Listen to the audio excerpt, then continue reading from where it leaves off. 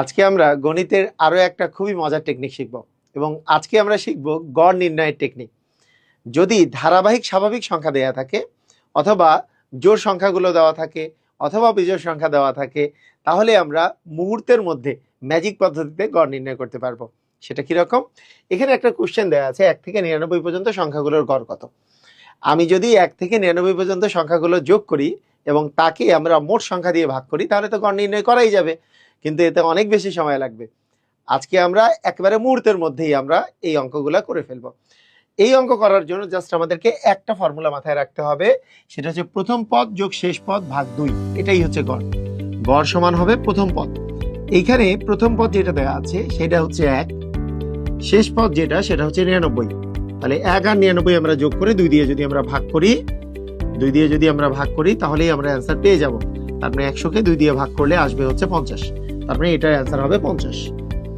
একইভাবে আমাদের যদি এরকম দেওয়া থাকে 10 থেকে 50 পর্যন্ত সংখ্যাগুলোর গড় কত, স্বাভাবিক যে সংখ্যাগুলো আছে এটার গড় কত, সেম ভাবে গড় নির্ণয় করব কিভাবে আমরা, যে প্রথম পদ আছে 10, শেষ পদ হচ্ছে 50, একে আমরা যদি 2 দিয়ে ভাগ করি তাহলে 10 আর 50 মিলে 60, 60 কে 2 দিয়ে ভাগ করলে হয়ে যাবে 30। কি মজার, তাই না? এইবার আমাদের জোড় সংখ্যার গড় চলে আসছে। জোড় সংখ্যার গড় এইবারকার কোশ্চেনটা হচ্ছে যে 1 থেকে 50 পর্যন্ত জোড় সংখ্যাগুলোর গড় কত। তো এইটা একটা ইন্টারেস্টিং কোশ্চেন, এইটা অনেকেই ভুল করে।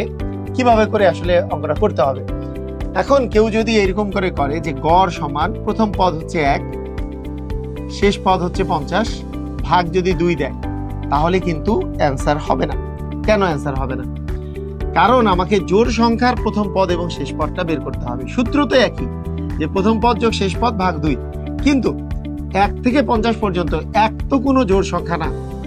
1 থেকে 50 পর্যন্ত প্রথম যে জোড় সংখ্যাটা আছে সেটা হচ্ছে 2, আর 50 তো একটা জোড় সংখ্যা, কোনো সমস্যা নেই। তার মানে প্রথম পদ নিতে হবে 2, শেষ পদ নিতে হবে 50। তার মানে 2 যোগ 50 ভাগ হবে 2। তার মানে 52 কে 2 দিয়ে ভাগ করলে আমাদের চলে আসবে 26। এটার অ্যান্সার কিন্তু হয়ে যাবে 26। তাহলে এখানে ভুল করা যাবে না, প্রথম পদটা ঠিক মতো নিতে হবে। 1 তো প্রথম পদ না, কারণ 1 তো জোড় সংখ্যা নয়। তো এরপরে আমরা যদি আরো একটা প্র্যাকটিস করি, যে 40 থেকে 70 পর্যন্ত জোড় সংখ্যাগুলোর গড় কত। এখানে 40 এবং 70 দুটাই জোড় সংখ্যা, তাহলে জাস্ট আমরা গড় করব 40 যোগ 70 ভাগ হচ্ছে 2। তাহলে 40 যোগ 70 ভাগ 2, 40 আর 70 যোগ করলে 110, 110 কে 2 দিয়ে ভাগ করলে আমাদের আসবে 55। তার মানে এটার অ্যান্সার হয়ে যাবে 55। কত মজার করে কিন্তু আমরা গড়গুলো নির্ণয় করে ফেলতে পারছি।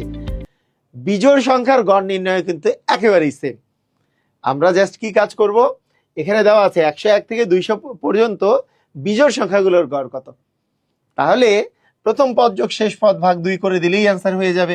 প্রথম পদ 101, শেষ পদ 200 ভাগ 2 হয়েছে কি হয় নাই? এটা কি হলো না? অ্যান্সার হচ্ছে হলো না। কেন হলো না? কারণ 101 থেকে 200 পর্যন্ত বিজোড় সংখ্যা চেয়েছে। প্রথম পদ 101 ঠিক আছে, 101 একটা বিজোড় সংখ্যা, কিন্তু 200 তো কোনো বিজোড় সংখ্যা না। তাহলে 101 হচ্ছে প্রথম বিজোড় সংখ্যা, তাহলে শেষ বিজোড় সংখ্যাটা কত? 200 এর আগের সংখ্যাটা হচ্ছে 199। তার মানে এইবার আমাদের গড় নির্ণয় করতে গেলে আমরা নিব 101 যোগ 199 ভাগ হচ্ছে 2। 101 আর 199 যোগ করলে হবে হচ্ছে 300, 300 কে 2 দিয়ে ভাগ করলে হবে 150।